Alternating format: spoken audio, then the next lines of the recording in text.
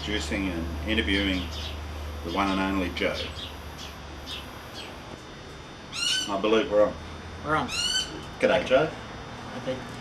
How are you? The one and only Joe. Getting there. No, there's... There's three, isn't there? I don't know how many You there is. keep coming back. I don't know how many there is. Before we start, I brought this over for Peter and I just thought I'd give it to him.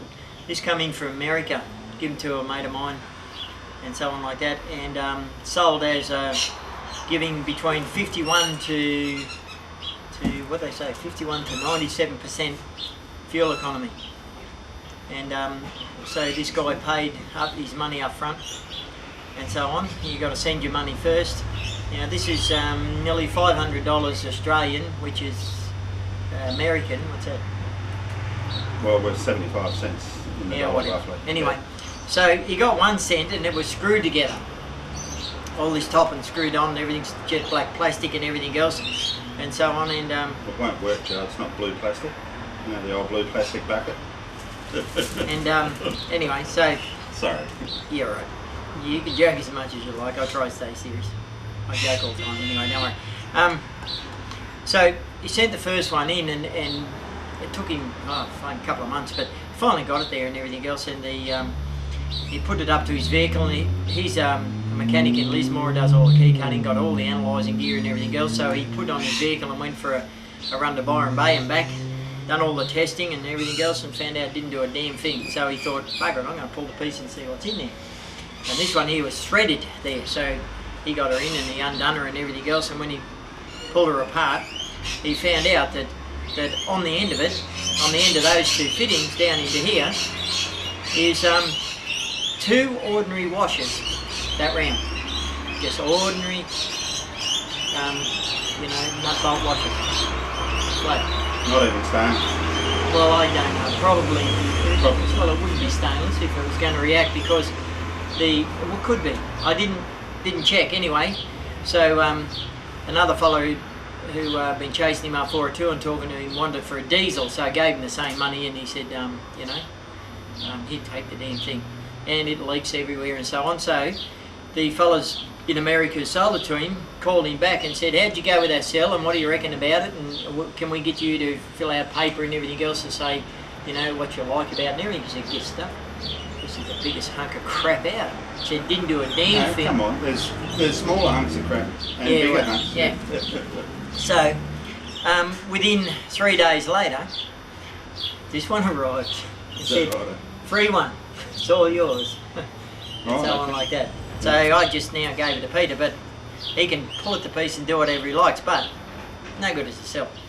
But these things here are out there, all in somebody's name, to be sold, and so on. But and that's all it is just black, what's that, poly, PVC. PVC. 4-inch, 100 mil. whatever. Yep. With And, end caps, two yeah. end cups. And the only thing you get is a few wires. Well, right? that's expensive, Joe. And the best thing about it, what changes it from being anything else, your brown cell or anything else, is or hydrogen oxygen stuff, is you don't use caustic soda, you use Drano. Oh, good. So it's only NaSO4. Caustic soda. Drano. So anyway, Peter can have the damn thing and pull the pieces and look at it and put it on and show you all if you want what's in there. But this is what's out there and some of the stuff being sold, and it's useless. Useless. Right. Anyway.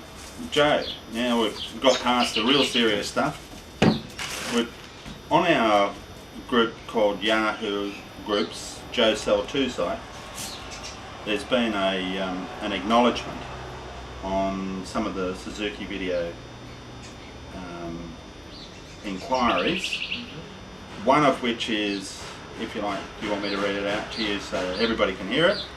Hi Joe, I hope you are well. I just wanted to thank you for all you have done.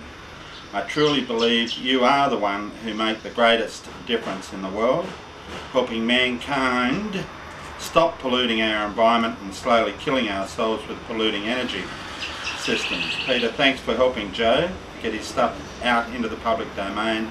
I really do appreciate you both.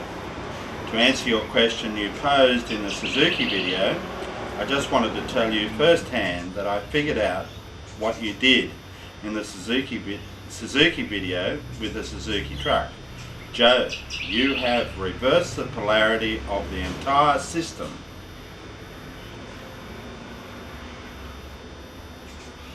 Does that require? That's not a question. That's him telling me. Told you we were different. Yeah. So is that a question? Well, Is that the end of it? Joe, you say when you've done what you've done is reverse polarity type and so on. When you shut down the positive side of the coil, the alternator charges the system in the opposite direction. You demonstrated this while in the restaurant with your fingers. The alternator is charging this way and your battery is charging the other way. Later in the video, you mentioned the Suzuki truck has a solenoid on the carb, and this was put there to shut down the fuel from entering the intake manifold. The solenoid centre is positive and the base. Yeah. To answer all this about the Suzuki is out there for all the years now. I'm not a person doing anything, as you know, and so on, but so many people out there sort of saying about what Joe's done and what he's doing, and oh, that's better. I can see myself there now. This smart aleck with the Suzuki was raving that he was a well, electronics squirt. Yeah, can play with all these and understand all these things and everything else and so on. But do you want that tipped up a bit, Pete? I'll give the face better. I mean, a little short ass, but he's down too far for me. So I just happened to be down at this fella's place, not working with him or doing anything else, and he was mouthing off about this and that and everything else all over the place. So I said, yeah, you know about cars and everything? I said, I'll go and stuff yours. So I just went out and no screwdrivers, no spanners, no anything, and just one little thing, and then he couldn't shut his vehicle down. I said, well, figure that one out. So, with all the people out there and everything else professing, there's so many sites on the internet about what Joe cells are and what they do and everything else, you know, hydrogen producing machines, everything, that's bullshit. Okay? I've told Peter and everything else, I'll allow you to put him on this. It's a frequency that you're changing. Okay, vehicles are known to run like pre-ignition and cold dieseling and everything else, and the timing's out, you just change all that to suit and it brings it back into order. Got a condenser which is faulty, car don't go. So everything else is the same, but condensers out. Any of the electrics or anything else on a vehicle, shut them down. Okay, so, but what this vehicle does is probably a few different things actually, the Suzuki. Technology out there not known so much is DC generators.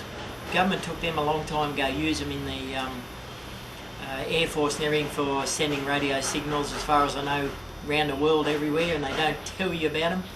But early vehicles had DC, well you wouldn't call them a magneto, but that's what they did call them, DC magneto, and they only had one wire coming out of them, there's no second wire, and that one wire just went and screwed onto the engine anyway, and that was from a 1-cylinder up to a 12-cylinder motor, and the engines run.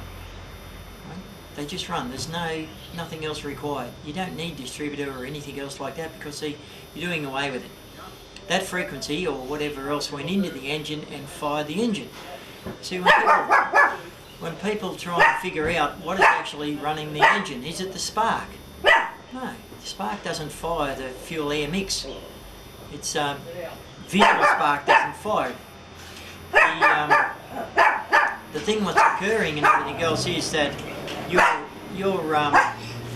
spark is jumping from the center electrode over to ground, and the spark isn't igniting anything. It's converting itself back into the block and back around through your battery and the whole circuit. And so, so a few interruptions, but that's all right. So, where does that spark come from? It comes back to the coil. Okay, and see, your positive and negative going to your coil aren't actually producing. You're not using any of them. You've got to talk layman's terms. I'm pretty lame. Bringing it back to where's this spark come from? the coil, which is called the Tesla coil in the cars and everything else, is it's got a primary and a secondary winding and everything. And what happens is your negative coming off your block goes through your points, your condenser, and then up into your coil and goes around and comes out the other side as positive.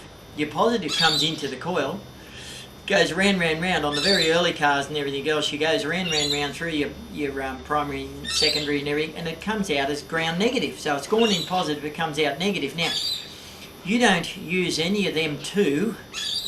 None of them are used up to actually make the AC spike what comes out the centre of the coil. It is it's a 90-degree spike. They're there and they create it, but it's not them that it's actually been used up to make it. Check that out. It's a 90-degree spike. So, and on Commodores, just giving it to you roughly, quickly, and everything else, Commodores use something called waste spark management. Ford used it for a while, wouldn't pay Holden and everything else, so then, as far as I understand, don't hold me to that one, but Ford had it on for a while and then took it off. But Commodores use it on their V6s and everything else, where they use the positive side as well and fire it. Now, just bring you up on the running of the engine. The negative is the thing which has got the points or the braking circuit in it for your compression side of your cylinder, and on the Commodores they fire at 6 degrees before top dead centre. So, you know, up here, and they fire and your piston keeps going and everything else, and then it explodes down the cylinder apparently. So, right. So, what the Commodore motor is a 350 Chev motor, right? V8, but 2 cylinders missing. So they don't get real good economy. So the Holden and everything else actually, probably for America or somewhere, come up with waste spark management. If you break that down, waste spark, well, they don't have waste spark. They have waste electricity, okay? They're not using it. So they actually break it, like on the negative side is broken by a set of points, they break the positive side. Now the positive is complete opposite to the negative. So the positive side is then fired into the opposite cylinder of than what the negative one is. So you have a 2 cylinders coming up at the same time. Okay, one is under compression. It's opposite when I look in that mirror. Anyway, the sorry, because you're in Australia, Joe. So that's it. So the other one coming up is on exhaust, pushing the exhaust out. That's on a 4-stroke, okay? So you have your exhaust valve open, and they fire that positive, they break the positive side, and they fire that into the exhaust cylinder at 6 degrees. It fires at exact same time. Okay, that wasn't exact, but close enough. So negative fires a compression chamber, so-called, and the positive is fired then into the exhaust at 6 degrees before top, which actually creates the negative in the compression chamber, creates explosion. Breaks all your gases apart and gives you, heat and expansion and everything else. Well, the other one actually closes down, and she pulls on the piston, the head of the piston, even with the valve open. You've got to understand that if you know about mechanics and everything else. 2-stroke shouldn't work because the exhaust is open first, then your intake, and it's compressing with the exhaust. Your coal fuel comes in, your hot gases go out, and it's compressing with a big open hole. It shouldn't run, but it does. Anyway, so what actually happens with the Commodores is that you're getting implosion. The positive creates an implosion in the exhaust, burnt gases, and closes them down, creates a pull, gives a smoother motor, less miles per gallon that you have to put in the first part and everything else. So we take a motor which is normally around about the, who knows if it's a really good carbureted one or something, injection one, you might get 15, 18 miles per gallon out of the original V8, 350 Chev or something. With the V6, you would get probably 20 something, but they're getting 38 to 40 miles per gallon out of the V6s now because of waste spark. You can go to the computer, cut that wire, and you break yourself down to about 20 or so, make your motor run rougher, noisier, and you still got go, but you haven't got the go that they've got. So they actually created this implosion to fire on that side. So they're using you know, the positive and the negative, and they call it waste spark. Just come up to date with all that and everything else too, you know, check it out. But and that goes into two opposite cylinders, so it double fires. Okay, so your V6 is really a V12, but firing on the compression and firing on the exhaust, and it makes a smooth motor with good economy and everything else. Okay, not many people know about that as such, but anyway. But your spark coming out of your coil is a 90-degree spike. You're not using the positive or the negative of your coil. You're using them there to set up the field, and when you collapse one side of the field, you get that going across. Now, that, if you look at the other tapes what Peter here has got and everything else on it, that doesn't seem to have a positive or negative charge to it, on what we understand. If it had a negative charge, and we know about magnetism and everything else, electromagnetic field collapsing and whatever else, and then magnetism is what? Positive, the same, similar repel, and the... Yeah, like poles repel. Okay, and opposites attract. So if that spark, I've asked people, if that spark was positive coming out of your coil, then it would go to the negative terminal at your battery in your circuit, but wouldn't go to the positive. But on the tape you find it going to the positive and to the negative. Vice versa, if it was negative, it shouldn't go to the negative, it would go to the positive, but it's going to both. And then on top of it you've got a fuel cell there. The battery is a fuel cell that makes hydrogen and oxygen. They tell you that, isn't not even part of the question, but it's a good understanding so you can bring up to start to understand some of this. They tell you that hydrogen and all that can be fired in the motor by that spark. Your battery produces hydrogen and oxygen. That spark doesn't blow the battery. It doesn't blow that gas. It actually makes it, if you look at the tapes that Peter here now has. And the only reason I give that out there for anybody anyway is to see that there's different frequencies that we don't know of. There's different things occurring that we've been told and doesn't occur, right? And some things do occur when we're told that they don't occur. Okay, so really back to it. On the Suzuki and everything else, yes, no spanners, no screwdrivers, no nothing else, but there is a polarity change. And not the way that you understand it. It's not the same talked about like down at the cafe. And that was talking about generators. Generators with polarising them, you know, reverse polarising them with the regulator and everything. This is an alternator. And on the tape it's talking about the alternator actually, well, it shows you there, the alternator squealing its head off when we pull the wire off the positive of the coil. Not any other time. The motor will rev, it'll go good and everything else while the key's on and while the positive wire's on the coil. Okay, but you pull the positive wire off the coil and your alternator howls its head off. And this fellow says, who's on there, he says that it's the brand new belt that he put on there that no, it's not loose. The one he had on there before done it, so he put a brand new one on there. Put a brand new one on, tighten it up, and still does it. Why? Because your alternator is charging one way and being driven one way. Okay, and when we pull that wire there, and I haven't got to tell you what's actually running the vehicle then, because it's not the alternator and it's not the battery. It's something called DC generated non-regulated frequency. See, a generator has a regulator, an alternator has a regulator. Okay, we'll get to the next bit, what doesn't in a second. The first DC magnetos or DC generator type with the one wire never had a regulator. The frequency that it produced didn't have it. So when you're trying to comprehend that as such, try and figure out pre-ignition and cold dieseling. Okay, pre-ignition, these are only talking about electric cars. Okay, not diesel vehicles, we're talking electric, petrol-driven spark motors at the moment. Okay, there's a couple of concepts there, what occurs, what people don't understand. Our hydraulics, I won't go there too much, but our hydraulics, they say, scientists and everybody else says that a liquid cannot be compressed. Okay, well you put a little bit of water into a diesel motor and everything else, and mate, don't care how fat the conrod is or the size of the piston, she'll just smash it to smithereens because she's 100% hydraulic locked.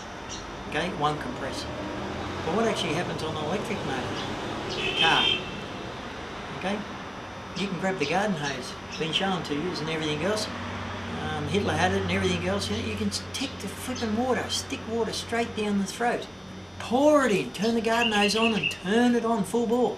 All you got to do is bring the accelerator up a little bit, just to compensate so it doesn't cut out, because it's, right, and the water goes in, it doesn't, the amount that you can pour in there doesn't actually evaporate.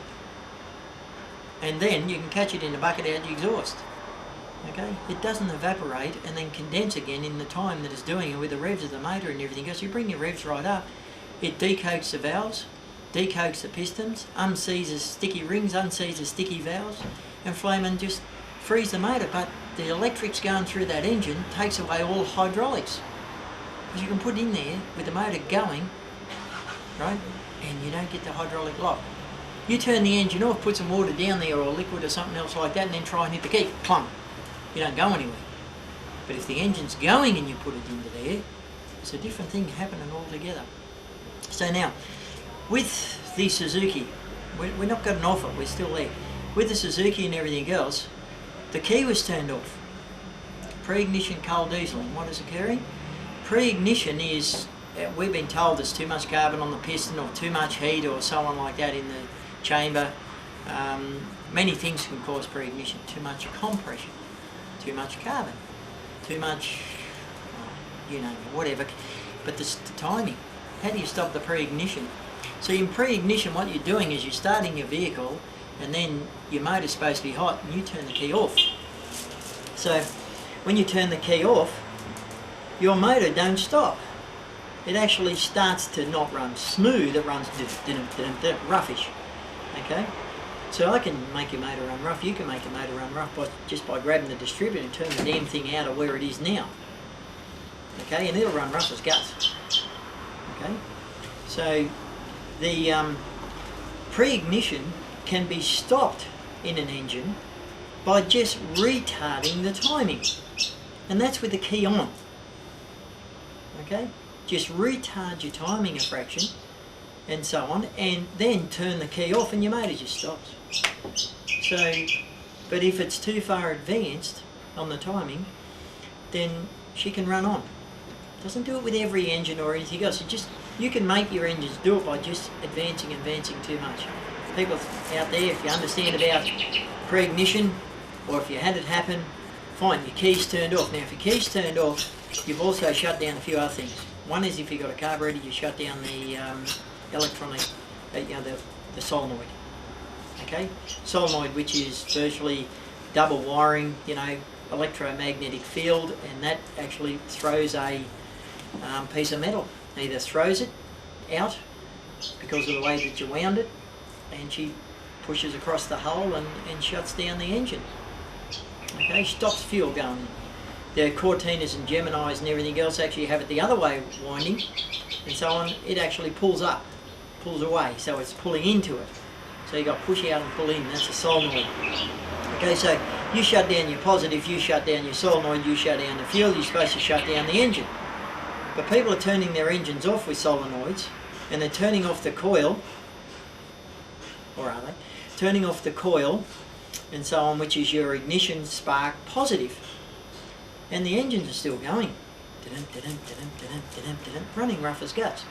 Okay, so, and that's with the key turned off. You've got to start asking yourselves, what is actually happening when your engine is going by either your generator or your alternator and everything else, and you turn the key off? Have you shut down the spark? No, you haven't. You shut down the forward spark, and then your dash light comes on. Okay, because you're feeding the other way, and it's not the same spark. It's not the same thing altogether, not even the same flaming stuff.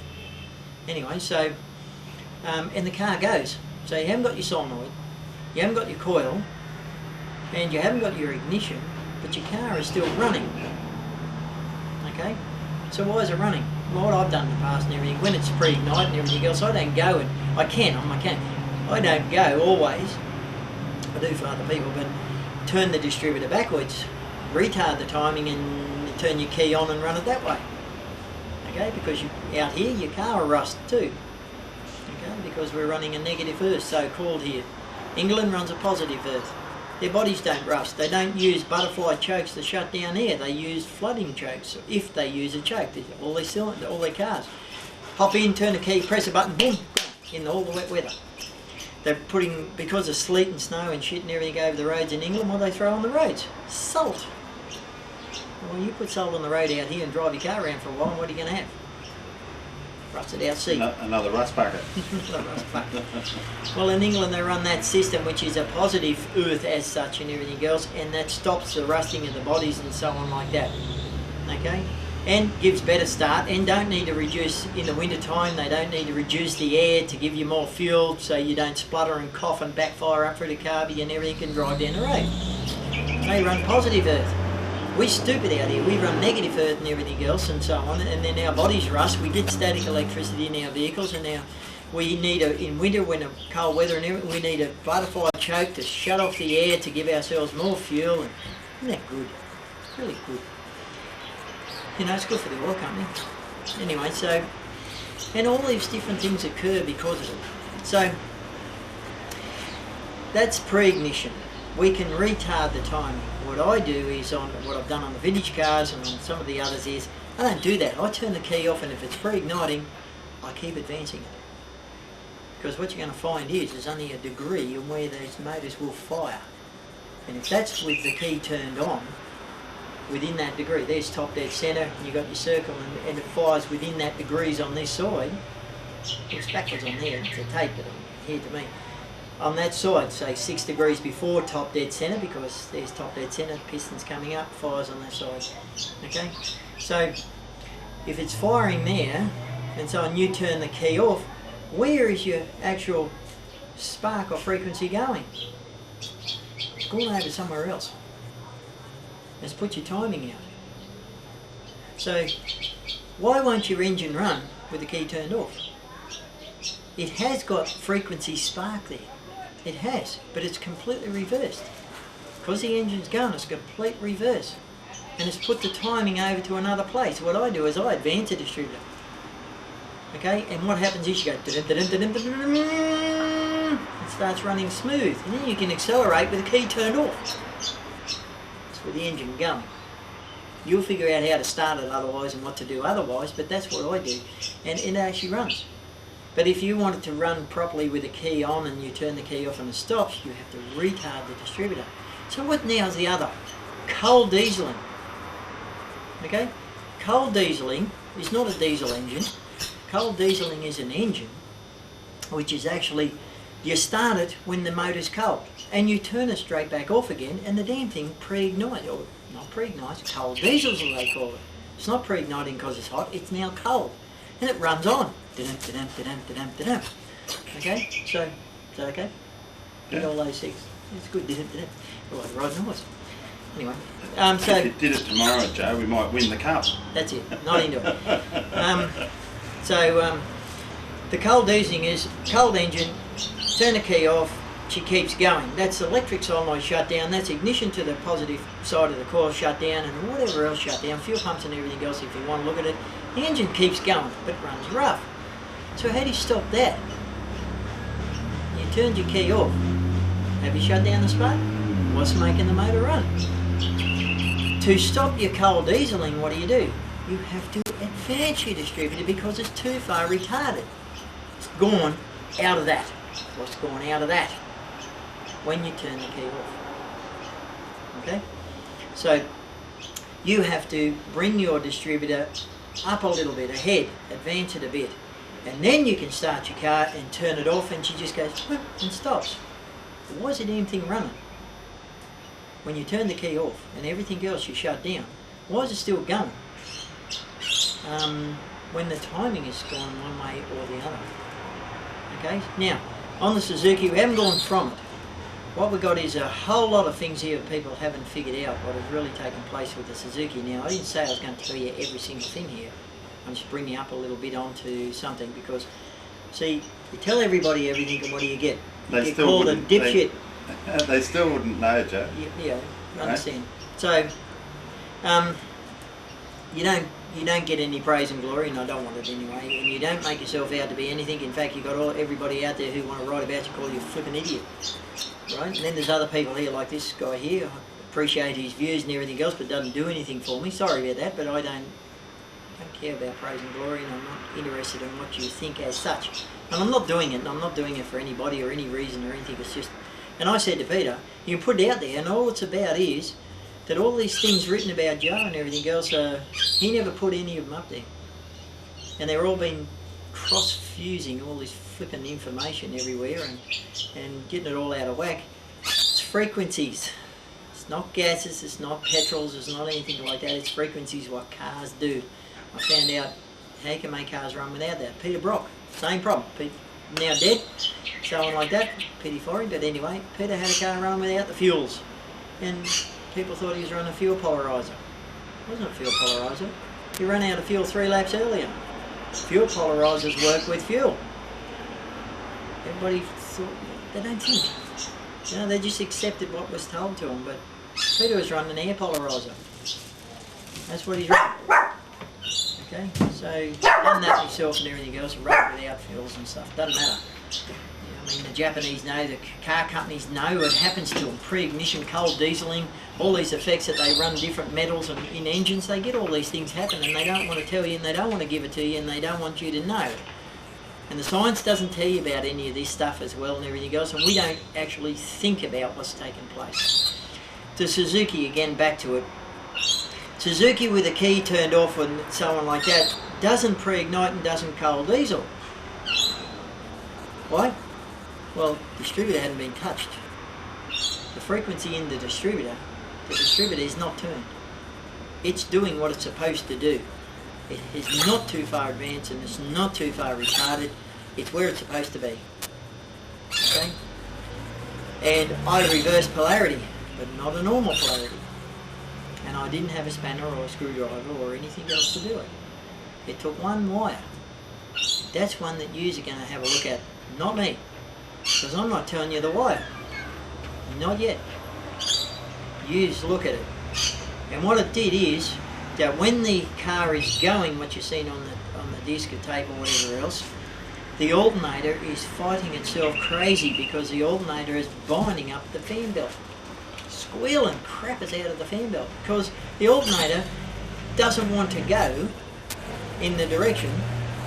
I'm not saying it's going in the opposite direction. The alternator does not want to go in the direction that fan belt is going, which is connected to the crankshaft. And that's why it's only howling when we either turn the key off or pull that wire at the coil. Okay? Alright.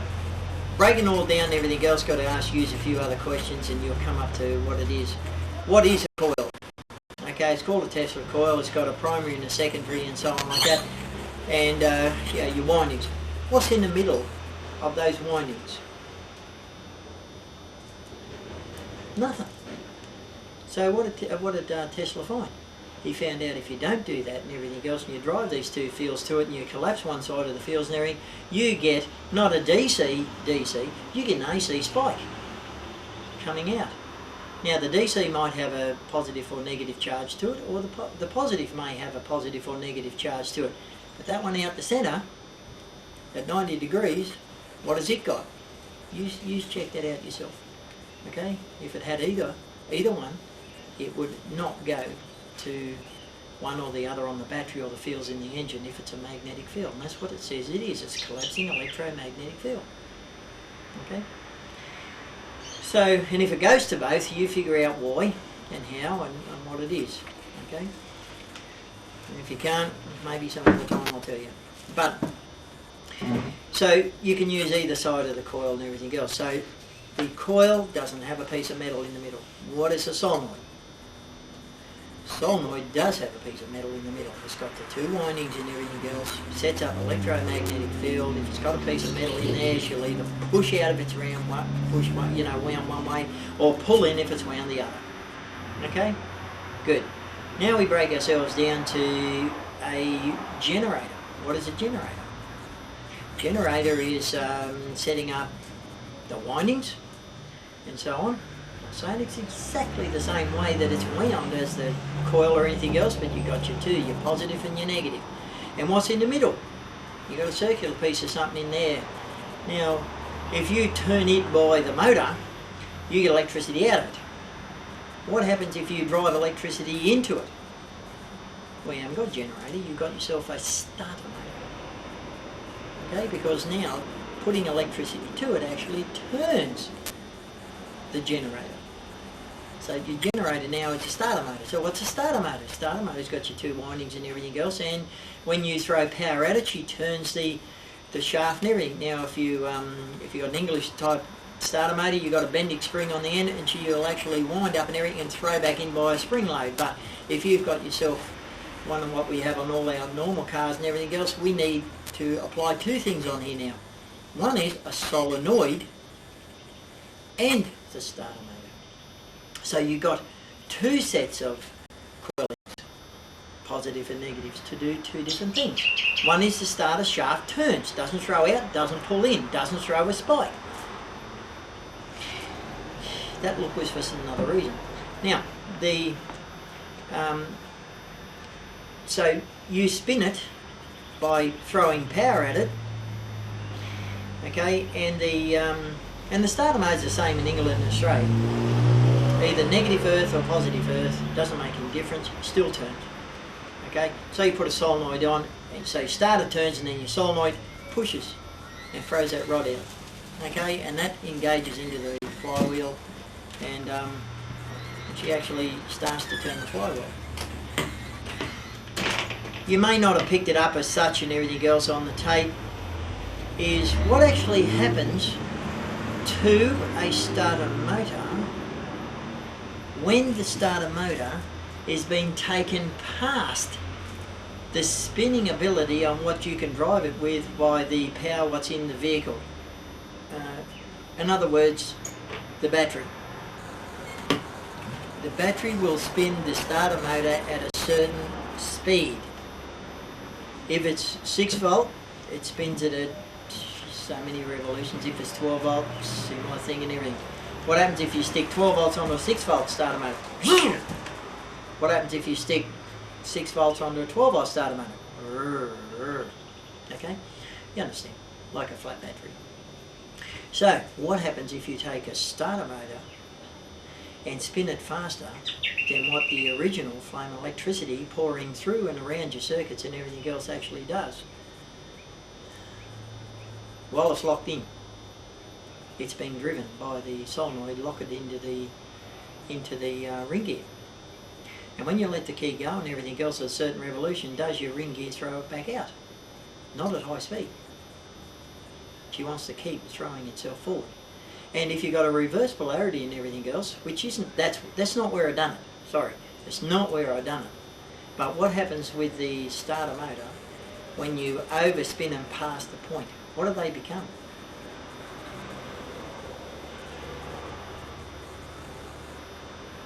Generator. Generating what? That other type of frequency. Which isn't regulated. And where does it go? Well, see, it doesn't come up the wires. And it doesn't go down the wires. It goes through the body of the starter and energises the engine. It goes out through the shaft and ends up as a DC generator. No, DC magneto. No, I can't call that either. It sets up an unregulated DC field, what goes through into the flywheel, up the crankshaft.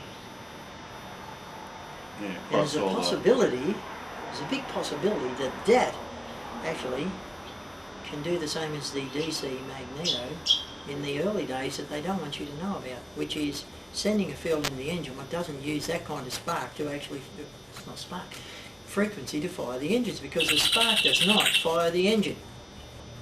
You don't think so? How do you check a faulty spark plug getting into it real fast? Faulty spark plug.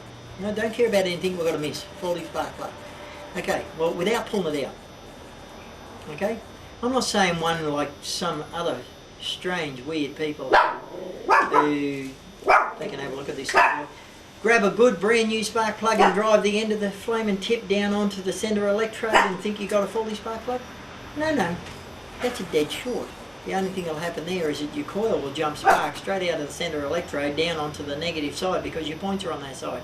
It should jump straight down out of the centre onto the negative electrode. Okay? If it's negative earth and negative side that you're braking.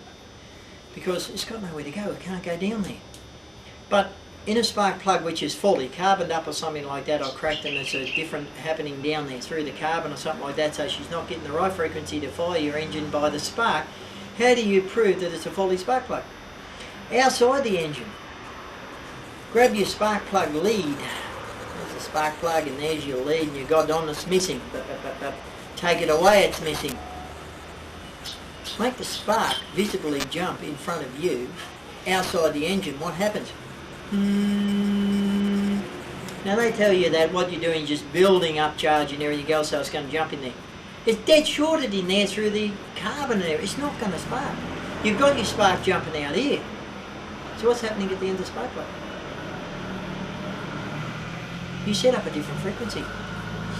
And you're not using the spark to actually fire the petrol and air. But you prove that you got a faulty spark plug. So you pull that spark plug out and you throw it away and then you stick the lead on. And now the motor goes, with the spark there, but it was going, without the spark there before. The spark was outside. Something to think about. Okay, so what is that frequency that actually made the motor run without the spark inside the cylinder? Or if it does have a spark inside the cylinder, if it does, and I'm wrong, right, if I'm wrong on that, then what spark's outside and what spark's inside? Because they're not the same. They're not the same. And then, if you really knew and could find that out and everything else, there's a possibility that you could use that frequency and throw away your distributor and spark plug leads and spark plugs and everything else and run your engine on that.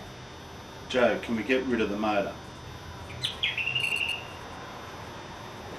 Freddie Flintstones, they told me, used to. Cut a hole in the floor and use his feet, but he didn't go to, calluses, I suppose, I don't know. Could you use a different sort of energy into the actual transmission? You mean just to drive the gearbox? Yeah. Well, they're doing that with electric motors. Just with electric motors. Right, okay. And they're using electric and hybrid cells and things like that. Could you spin the cell in, if that were the unit, or can you use a just cell? What do you call a cell? Well, just, I don't know, whatever the cell is. I'll let you get with it, It's a strange question. I don't know what he's really asking and such, but yeah, you can get rid of engines. People have run different things in, behind the electric motors or so. They only understand that as such. Gear ratio, I don't know. Pedal cars, pedal things, whatever you want to use. But I think we're going a bit backwards now. People want to go fast. People don't want to go back and reinvent the wheel. There are many ways of doing it and everything else, but anyway. So let's finish what's actually happened. There is one little tiny thing that took me about 3 seconds without a spanner or a screwdriver. 3 seconds underneath the bonnet of the car, which does these things. Okay? And so far nobody's been able to roughly figure out, or even smoothly figure out what's happened. And it has. To start with, it is reversing the polarity to some degree, which isn't one that we know of because it's fighting the alternator and it's fighting everything else. When we bring the revs up on the Suzuki, you'll find out that your normal spark, which is in your spark plug leads and everything else, disappears. So your motor runs smooth, up higher, and you lose the spark from your coil, distributor, points, condenser and everything else. Why have we got that spark there? Yeah, well, when things are missing off the coil, and there is a condenser, which is going from the positive side of the coil, it's not a condenser, it is, but we call it a suppressor. Okay, suppressor, if we want to look at a suppressor and a condenser as same things, primary and secondary as such, and what happens? If we want a condenser for our spark, we hook it up on the negative side of our coil with our points, and she goes through and makes the car run. If it's faulty, right? You pull that out, unscrew the case off the body and everything, you can pull your car at 1,000 mile an hour, you won't get a kick out of it. With all the spark, everything else, there's spark there, won't kick. Okay, what's a suppressor? Well, the suppressor is earth ground, outside case, the same as condenser. And the condenser goes to the negative side. Suppressor goes to the positive side of the coil. And takes away the crackle out of your wireless and everything else, you know. What comes from your static out of your alternator, or out of your coil, or out of your leads and everything else, causes this jumping, vibrating, pulsing feel that really isn't even needed, because it's jumping across the centre electrode in your spark plug back down to ground to try and give you a flatline frequency. So everything that we know of doesn't run on AC. Now, you can put AC to it, but it doesn't run on the AC. Your TV has to convert back to DC to turn it on. Your video, DC to turn it on. Your wireless, DC to turn it on. Your computer, DC to turn it on. Your jug has to go with the coiling and everything else back to DC. You don't think it's DC? AC will kill you, kick you, knock you right over. 1, 2, 3 coils in the jug element and everything, in the water. Put your hand in, turn it on, she'll just boil water, she won't kill you. Because it's converted through a coil back to a DC. Okay, all these things work through DC. Your engine works off DC frequency, it doesn't work off AC. The spark plug's there to jump the spark across to convert it back to a DC flatline charge so it'll flame and fire the engine. And some of the early cars never had them.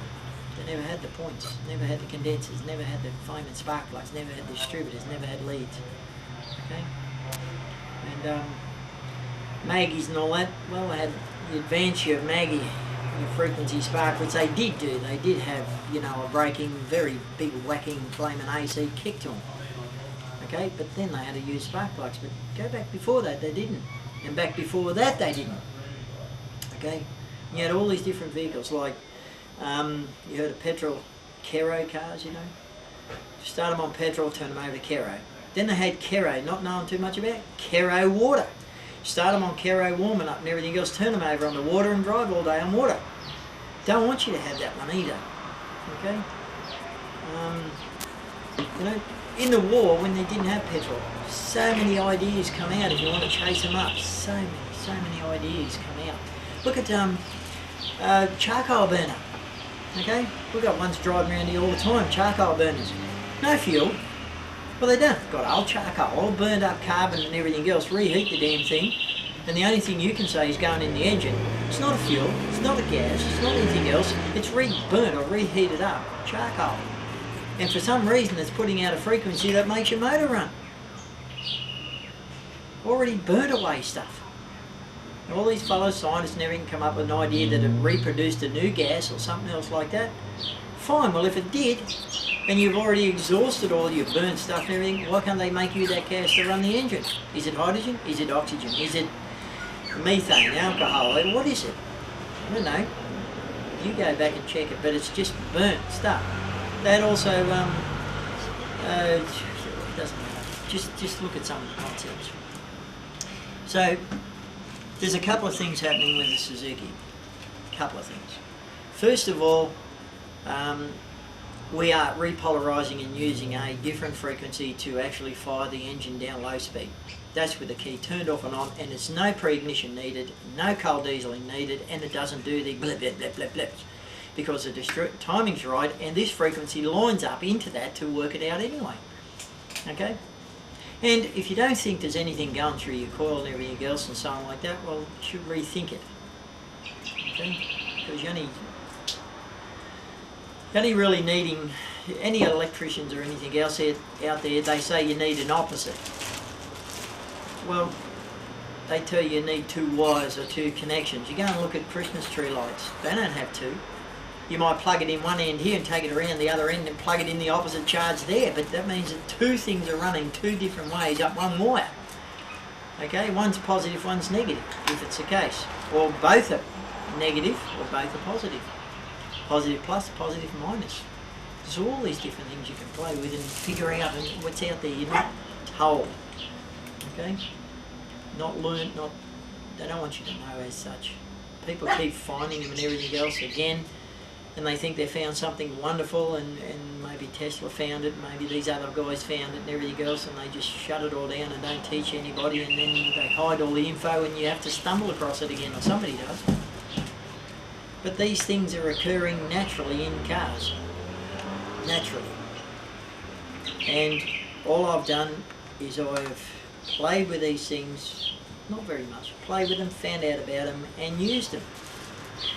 So the Suzuki used the reverse polarity to start with, but then it tapped into something else when the revs come up. We dropped out the frequency, the spark, the everything by the quarter. No spark, the spark plug leads in your engine.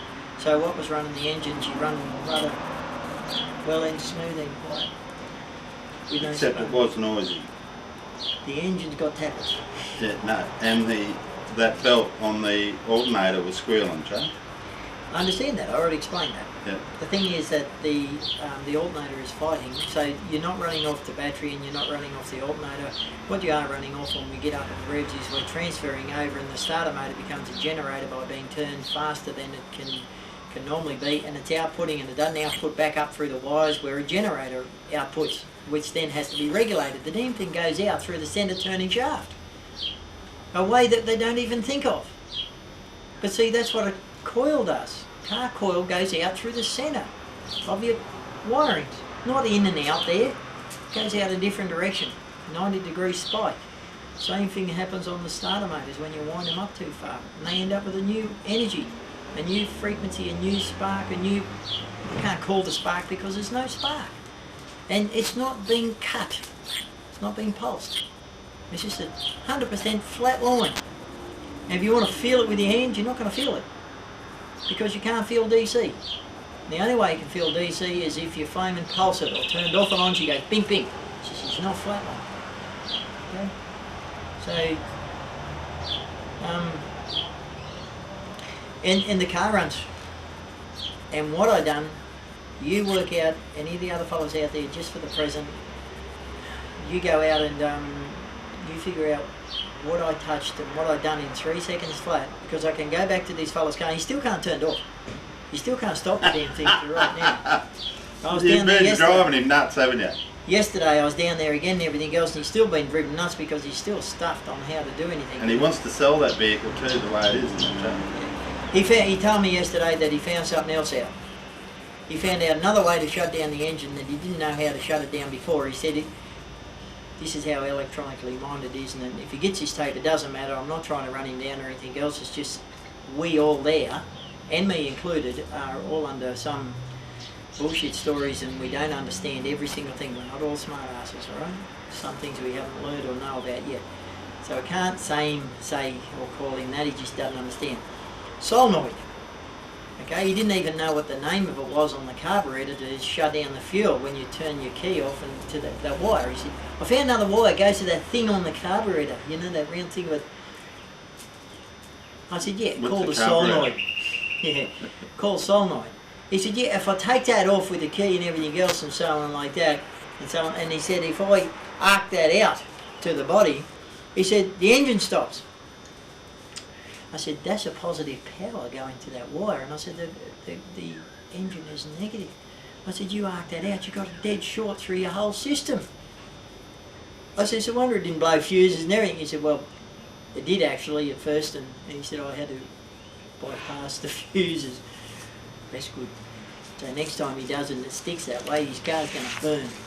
But he found out to stop the engine. So, anyway. Can we, could we got another question? Well, that's one question, and we've only got 10 to go, Joe. No, probably don't. It'll cover a hell of a lot of the questions. So You reckon? It's going to get fast now. Okay, you ready? There's something on the net at the moment called the inventor runs an engine on proton cells. Never heard of a proton. Okay. Do you know BJ? No, never heard of it. Never heard of BJ? The It guy could be from JB Bundaberg. backwards, no. Yeah, well, I thought it might have been. John Beams of Jim. Okay. No, BJ, JB, you know, have it with cola. Lost me. Sorry, Jim Beam, No, don't an know. alcoholic drink. Maybe we should be into it, Joe. My brain's screwed enough without bloody getting into alcohol. There's a chap from Bundaberg. He says he knows you. Been doing a lot of work with you. How many people under out the- there know me? How many people do I remember? I'm lucky to remember what day it is. Okay, good. Let alone how many people have come past me, how many people have rang me up, how many people have sent me stuff off. Very quickly, the University of New South Wales, did they run a 1976 Leyland V8 on the bench for months with no radiator? No, what they had. Who? The University of New South Wales. No, they don't know. All I do know is They got there's the mixed rover up in Melbourne, information. There's mixed up information. As far as I know and everything else, the original rover and everything else was taken from a professor who sort of now has passed on too, and so on. We won't run him down too much and so on, but he went and showed this vehicle to the RTA in Newcastle and everything else, and done all these tests and so on like that on it. And then the RTA, apparently one of the guys there fronted out his place and wanted to get into doing it with him and everything else, and then the vehicle sort of went missing. And the Victorian government, as far as we know, ended up with the engine out of the car. And I seen it once, and I've heard about other people seeing it and being there and everything else. She's out of the car with no batteries, no exhaust, no radiators, no nothing else, and they can't shut it down. There's no fuel on board. They can't stop it. It's not even a cell on board, and they can't stop it. They've got cameras and everything else into the cylinders, taking shots of it in the cylinder. They still don't know what it's running on. That's the last night I heard about that years ago. Something's flashing on the thing. Alright, okay, we've got 1 minute or so to go, Joe. Okay, so no, I don't Joe, know. have you received numerous death threats? Not lately, no. No, come on, I'm not scared, I'm not in fear, I'm not anything Only else. me. Big bastard. Bigger the harder they fall. No. People have said out there that I've been threatened and I'm in, hiding and all that. That's crap. I stopped doing things because I chose to stuff anybody else. Okay? I got threatened to send my kids back in the post. It's written in Nexus years ago and everything else. I chose not to have my kids sent back in the post if I went ahead and showed Beyond 2000 and Nexus and everything else all this technology. So I just said, no, sorry, not coming, because that's what's going to happen to my kids. That's what I was threatened with. And I don't need these threats. I don't want them. I didn't do it for that reason. So stuff everybody. I don't care. Doesn't matter. Right out. We'll just... Wait for that tape to run out. No, it won't run out, Joe. It won't. Good on No. you. No Joe, threats, thanks no very much solution. for answering the one question. As I said, we've only got 10 questions, 9 to go. You're going to change the tape. And I'll change the tape. I want a copy of this stuff the way it is. And don't cut that bit off either. Because there are people out there I've allowed to do things that don't do the right thing. They just don't give me it. They don't come back. They don't do the right thing. They don't give me what they steal. They don't give me what they find. You can't steal it and give it back to you. That's Oh, cheating. then it's not stealing.